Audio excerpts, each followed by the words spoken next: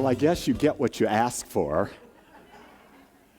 And so today is Stump the Minister Sunday, so I've got a stack of questions. And I'm going to do my very best to give you a perspective from what we teach here at Agape, and that's the science of mind. I'm going to start off with something that came as an insight for me this morning. And I wrote about it in my thought for the day, and I said, what is the experience of oneness? And is it where we step and we become one with something? And I come to understand that's not it at all.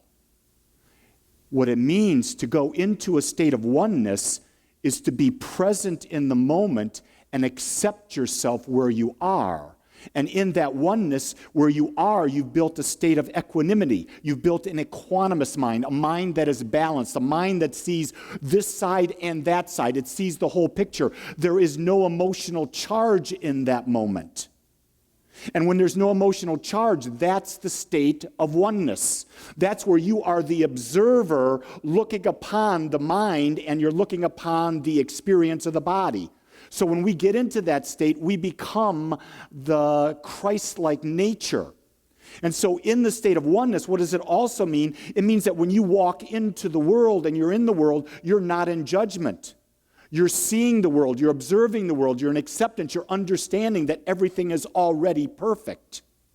And also, if you're in a state of oneness, you realize that there is a power within you that as you direct that power through the power of your words, which become beliefs, those beliefs demonstrate unto you the experience that you want in this world.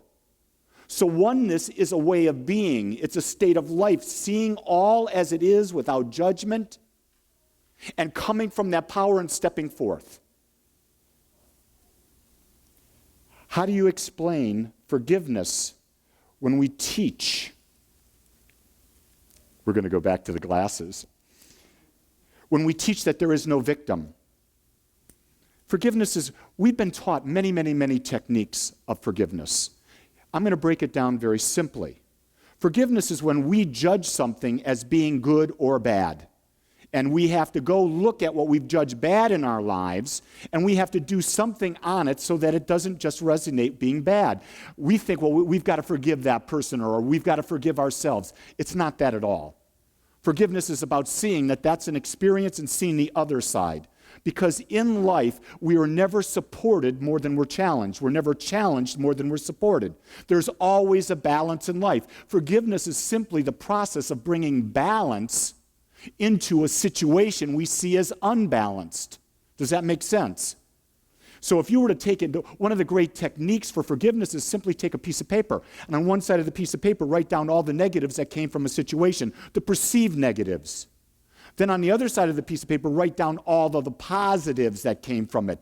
There will be a balance. And in that moment, when those two balance, you've collapsed the experience, and now there's no emotional charge, and it's forgiven.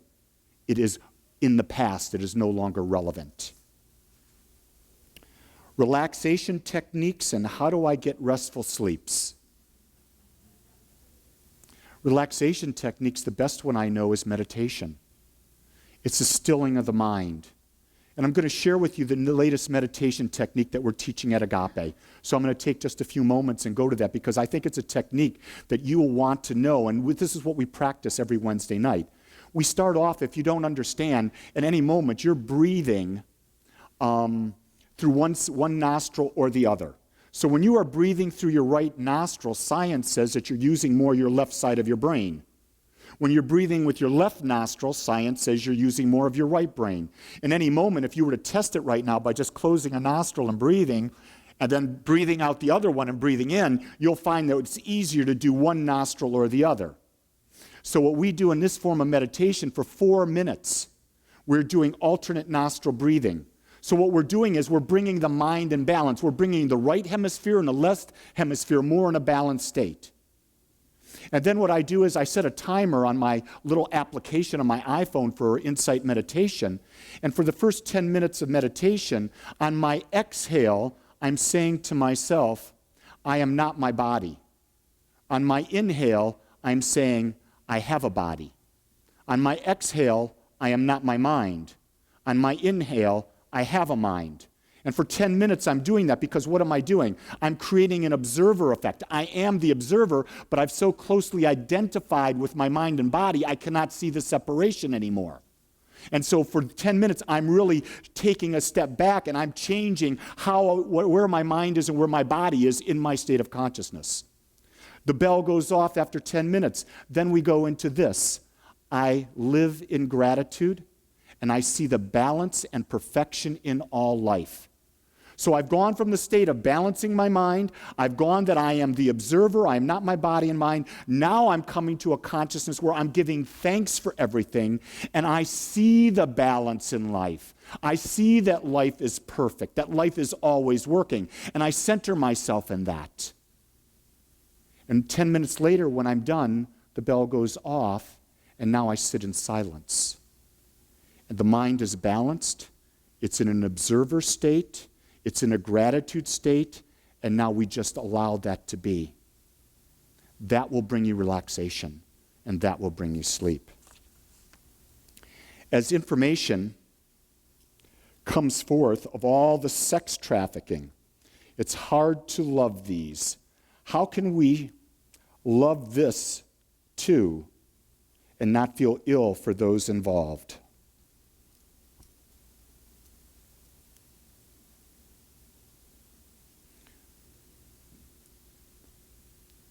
We have a belief that everything should be happy.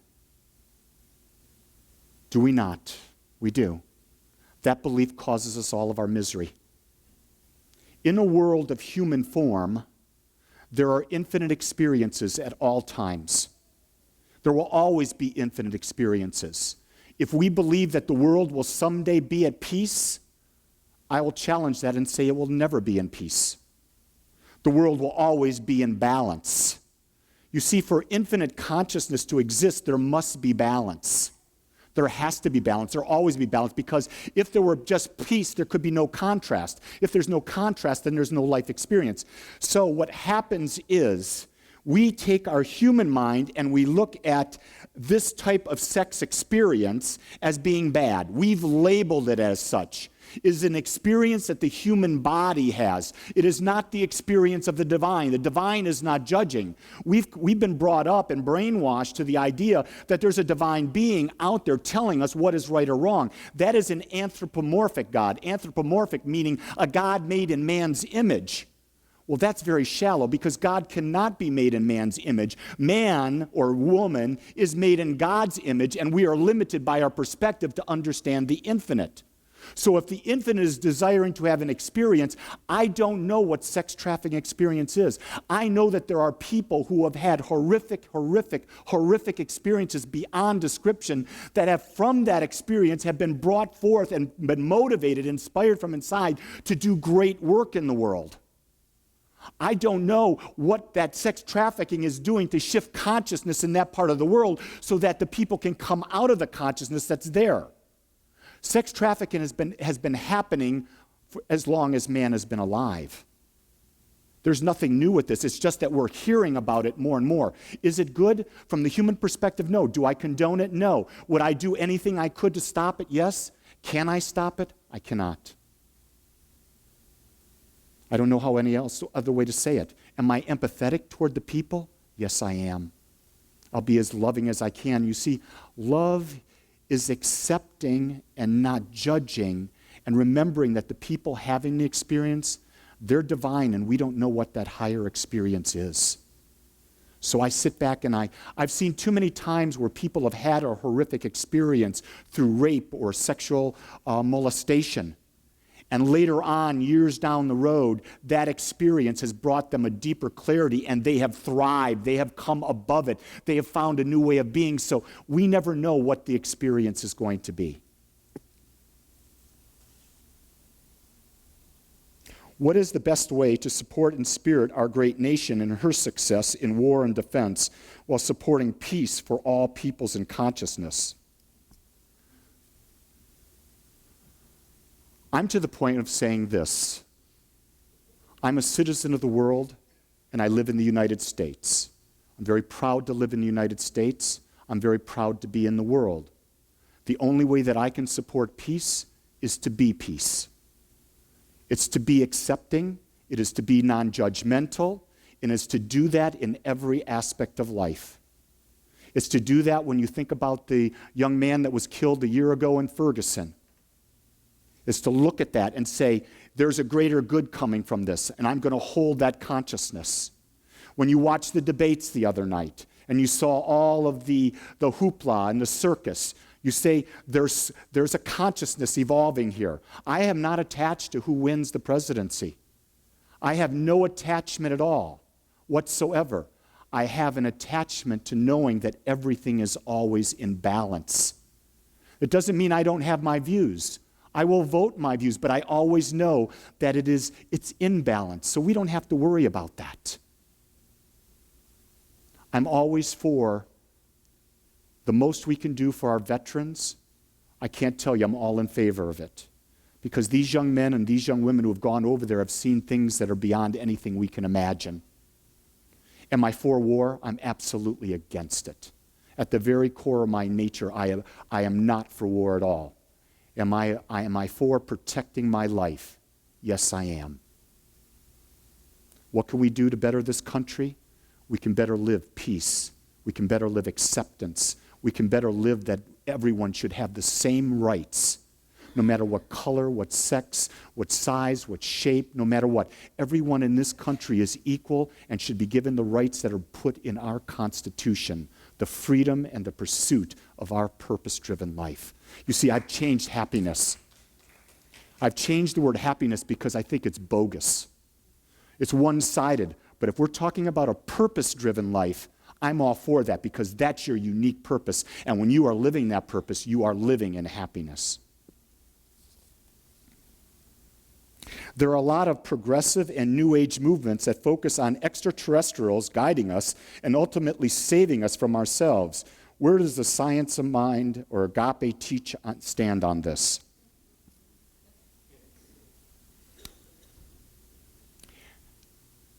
How many trillions of planets are there? More than that. How many solar systems are there? More than that. Are we small enough to believe that there's only one sentient form of life and it's the humans on planet Earth? I've not met an alien. I don't know that aliens exist. But what I do know is this. I come back to this. Is there a power outside of me that is controlling my life? No. The very essence and allness of life, the consciousness that is God, is fully present in me and it's fully present in you. So there is no alien controlling us. The power to control your experience rests within you.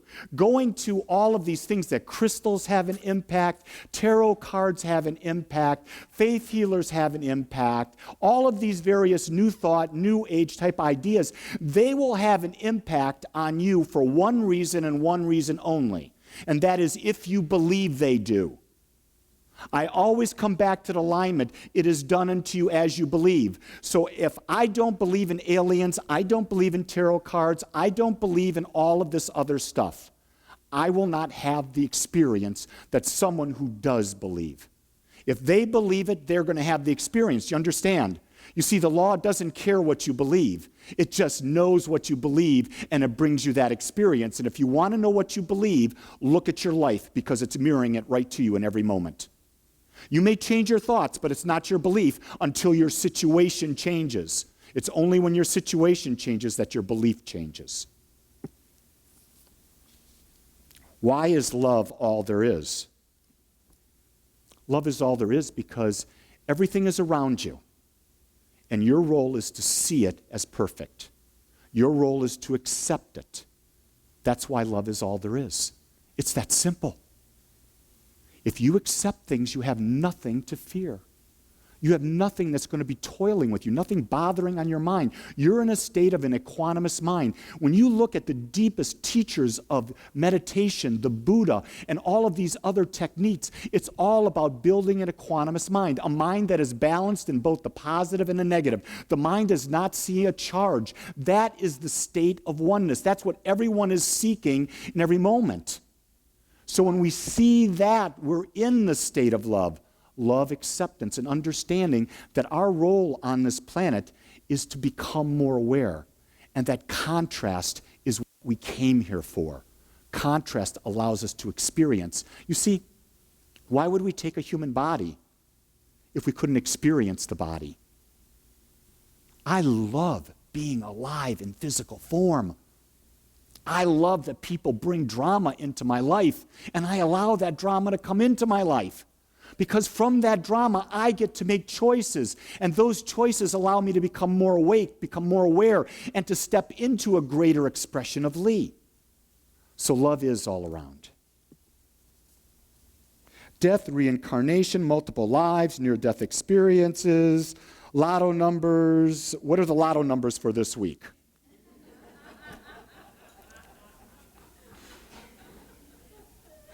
I bought the one ticket. Sorry about the numbers. What do we believe about death? Human body dies. The soul does not. We're all the soul. The soul is all perfect. We believe in the eternality, the immortality, and the continuity of the individual soul forever and ever expressing. So the soul will always be moving forward. It will let go of this body. It will let go of all the drama and nonsense when we leave it. What happens afterwards? I don't have a clue. I have not a clue, but in the heart of all that I am, I know that the essence that is Lee, the soul that is Lee, goes on. Have I had a near-death experience? A little one.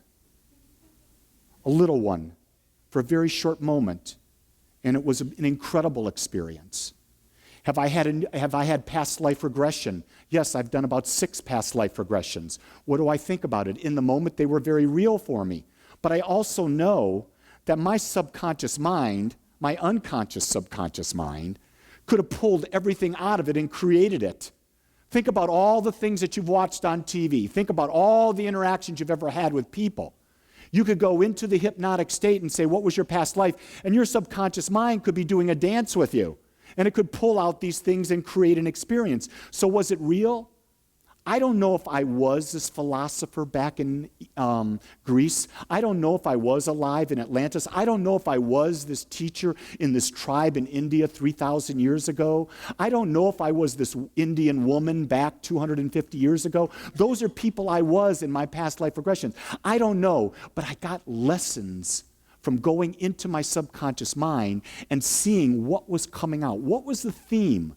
Was there any fears that I felt coming forth? You see, one of the things that when we go into like a hypnotic state and we do a past life regression, our fears will show themselves. And when our fears show themselves, now we can look at it and say, wait, I don't need to fear that anymore. That's all nonsense.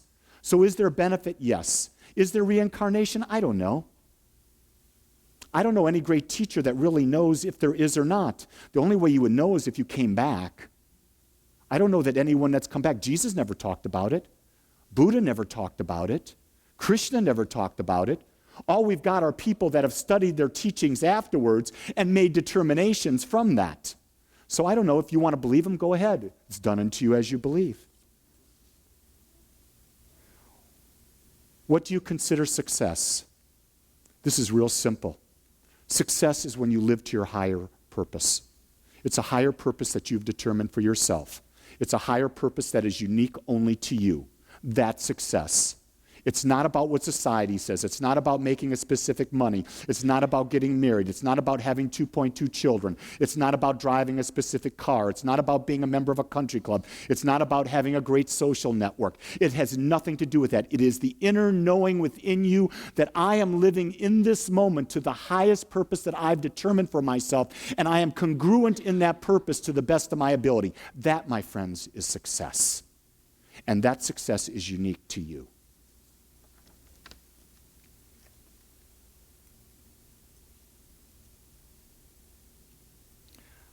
How are you, Uncle Darren? Well, I guess that is a past life question because I've never been Darren in this life. I know what this is. It's a beautiful young child over there who wrote the question for his dad. So, what is a dark night of the soul, its purpose and benefits? You hear about this from a lot of mystics about dark night of the soul. Let me just say this. Do you have to have a dark night of the soul? Well, I'm going to determine dark night of the soul as contrast. That's all it is. You're having a contrasting experience, and in that contrasting experience, we forget our oneness. We forget we're connected to all that is, and so we would go back into the human mind, into the human form, and we're dealing with something that we have no capability of dealing with until what? Until we surrender into the truth of who we are.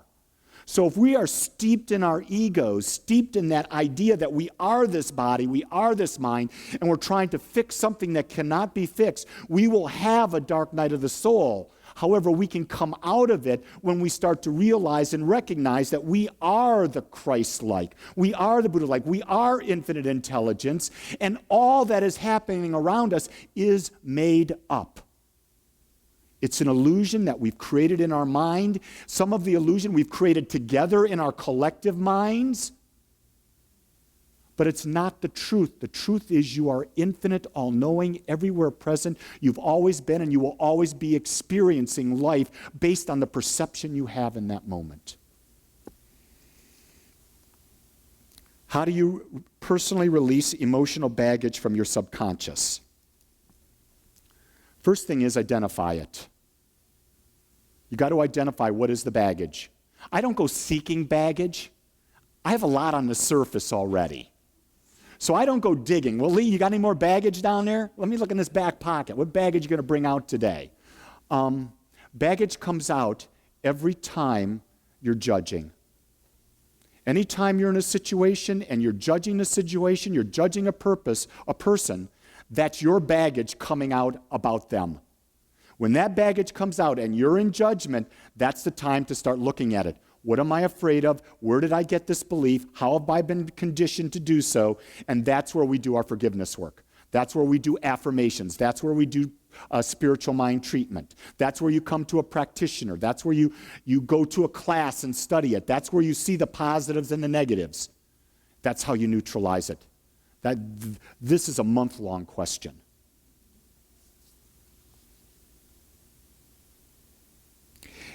At times on this spiritual journey, I find myself withdrawing like a hermit crab into my shell. Is this happy or healthy or just showing me contrast or what? That's all based on an individual. There are times when I withdraw. There are times when I need to be away to uncover what's going on within me. I take 10 days every year and I go do 10 days of silent meditation. I do that specifically because I want to sit back, I want to nourish my soul, I want to let go of the daily world, and I want to just withdraw and get clarity. I look at myself as a battery that is always charged, but I forget it's always charged. So sometimes going into a state of hermit is okay. Is it prolonged? I don't think it's good to be too prolonged. I'm not a believer that you go away for 6 months, a year, or you withdraw completely. You see, in the idea of oneness, we're always one. But to be one, it means I'm one with each of you. And the purpose of experience in human life is the interaction with each other. This is the dance we came for. We didn't come to sit in a dark cave and meditate saying Om and be in bliss. That's not why we're here. We're here to experience the contrast, to learn from the contrast, to be the light through the contrast, to experience the highs and the lows and get new ideas in that. So, yes, there's a time and a place to be a hermit. But if you're there too long, seek someone to help draw you back into life. Someone that you know that's not going to look at your smallness, but's going to see your greatness. I think that's really the key. Do practitioners help to heal illnesses? We have practitioners. Jean is a licensed practitioner. We have 4 students that will be taking their oral panels in 2 weeks. They will become licensed practitioners. Licensed practitioner means through the Centers for Spiritual Living, they have completed at least 5 years of study on spirituality, spiritual counseling, and spiritual mind treatment. So what they do is when someone is having an issue, they sit down, talk, and the practitioner will see the truth for them. They will see the God presence. They will help them see the balance that the person in the state of crisis or contrast might not be able to say, might not be able to see for themselves. What will happen is they will always end with spiritual mind treatment. In the idea of spiritual mind treatment, what happens they're putting into the mind of all that exists the truth. So if there's a disease, I'm putting into the mind of, I'll say God, I'll say infinite mind, I'll say infinite beingness, call it anything you want. It doesn't matter what we call it. I'll put there a definite thought that I know that Maggie in this moment's body is in perfect homeostasis because it is a natural state of God. And the natural state of God is Maggie's natural state. And in that natural state, I now affirm it, and anything away from it falls out. When I believe that, that goes into one mind, what is known in one part of the mind is known in all parts of the mind. That's called non-locality. Quantum physics has defined that there could be two correlated particles on opposite ends of the planet. When one is touched on, the other responds at the same exact moment. That means that we're all connected. And in that connected, what is known in one part is known in all parts. And therefore, if I do a treatment, and Jean over here wanted that treatment, and she believes that I know the truth because of her belief, maybe not that she doesn't believe that she can do it, but she may believe that I can do it and that she gets the demonstration. However, after that, it's her consciousness that has to change to maintain it. Because remember, I or anyone has no power over you. It's your power. It's your internal thought. And you can go back. We could have a healing in one week. The next week, the person could go back to the old form of thought. The disease comes back. I've seen that happen many, many, many times. In your week with John D. Martini, tell us one single benefit that you learned. The biggest benefit that I learned was to live in a balanced state. That if we strive in all of our moments to be equanimous, to live seeing both sides, we will have a more peaceful experience because we're in balance. It does not mean the contrast will not happen. Contrast will happen. And it'll be little contrast and there'll be big contrast. The key thing is know that as much as you are supported, you will be challenged. And you will always be challenged as much as you're supported. You see, what do they say? You'll never be given more than you can handle, right? You've heard that from day one. That's the same thing I'm saying here. Always look to the balance in a situation. It's always going to be there. How do you stop a racing mind? Meditate. How do we use spirit to eliminate or alleviate self-criticism or physical imperfections? Again, it goes back to seeing both sides. Self-criticism is this. It's setting an unrealistic goal for oneself and measuring ourselves against that goal. Most of the time, we set a goal that it's impossible for us in our human mind to reach. And because we can't reach it, we get depressed. Because we can't reach it, we know it. And a lot of the things that happens is once we can't reach a goal out there, the mind starts seeing, well, we're not good enough. We're not good enough. What happens? The brain starts rewiring itself. And the neural pathways and connectors rewire. It creates a groove in our mind that says what? We're not good enough. So we live in a state of depression. We can actually go into a bipolar state. It's not anything other than that. And what we have to do is we have to create a new idea that, wait a second, that may be my aspiration, but I'm going to chunk it down here. I'm going to say one step that I can take in achieving that is this. And I start moving in that direction. Once I start moving in that direction, I start realizing I have power. That the power to reach that goal is there because I made this step. Now I'm going to go to this step, and this step, and this step. Because life is not about that end result. Life is about the journey. And the journey is always the next thought, the next word, the next action, the next step. If you focus on that, you won't be self-judging. Because in any moment, you can take that step in the direction of your dream. Advice for parents of young children to help guide them on their path. Be the example. That's as clear as I can be on it. Don't judge them. Accept them where they are. Guide them and support them. Take the word help out of your vocabulary. You cannot help someone. To help someone belittles them. Because when you say you're helping someone, you do not believe that they have it in them. But when you say, I'm supporting you, you say, you've got it in you. I can support you while you may not see your truth. I think the distinction between those two words of help and support are absolutely astronomical, and they will make a huge difference in your life. How do you say to someone who feels that their life isn't going well because it's God's will and it's a cross that God wants them to bear? With all the love in my heart, I would say papikash. God does not have a plan for you. The idea that God has a plan for you is that there is an anthropomorphic God out there that is judging you. The God that is out there, the infinite nature of God, so chose itself to individualize itself as everything and give all the power to experience life within each individual, that each individual has the ability to come out of whatever the circumstance is by changing their beliefs and reconnecting with their truth. This creates a victim mentality. This is the old belief that there's a God outside. There is no God outside. And that's the thing that we're facing. And out in society, we've got to remember, we're not going to change the world. There are people that are going to have these beliefs because there's always going to be an infinite nature of consciousness. What we have to be concerned with is, where are my beliefs? Are they serving me, and am I able to live my higher purpose? That's the key to life.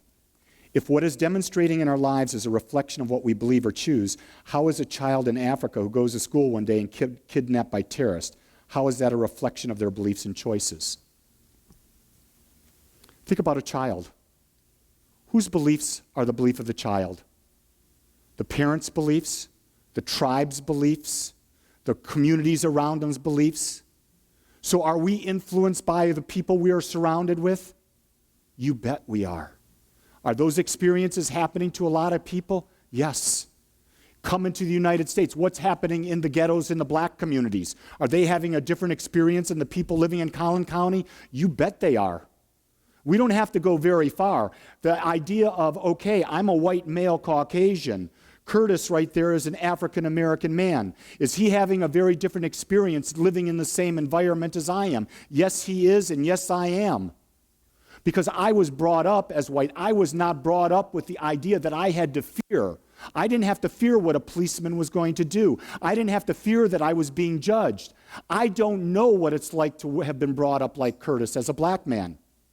But I know from study that African Americans have been brought up in a society where there has been a prejudice. There has been these things, and there is a greater tendency to have this experience.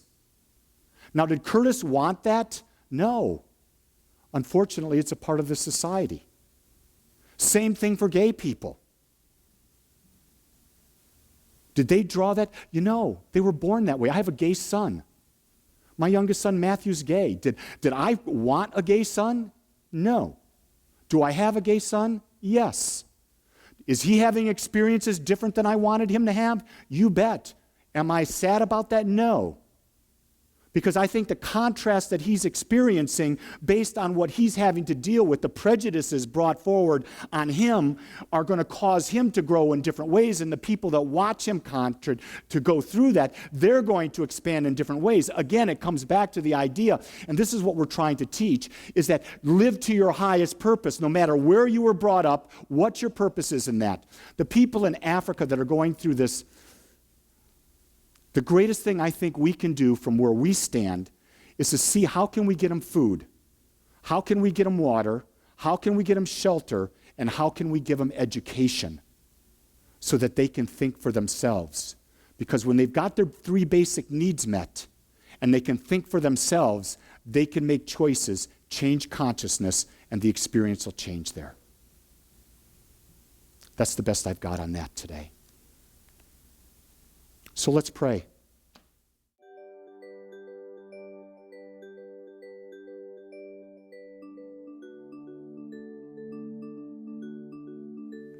I want to thank you for joining us today. I am so grateful that you took your time to watch or listen to this message. If you found this message beneficial, I would ask you to go to our website. Once there, click on the Contribute button and experience the joy of conscious and purposeful giving. It is through your gifts that we are able to bring this message to the world. I would also ask you to please share this message with anyone you feel might benefit. Again, I want to thank you for joining me and the Agape community as together we bring joy to life.